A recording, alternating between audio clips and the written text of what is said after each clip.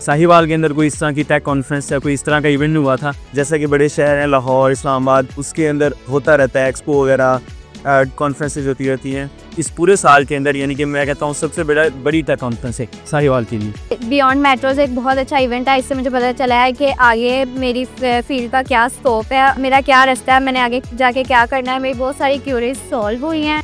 ये पहली दफ़ा हो रहा है कि इतनी ज़्यादा तादाद में जो है वो अवाम भी आई है। भी बारानी और ये एरिक यूनिवर्सिटी जो है और साथ में स्टारएक्स है, इनको मिलकर आगे भी जो है ऐसे इवेंट्स हैं वो ऑर्गेनाइज करवाने चाहिए।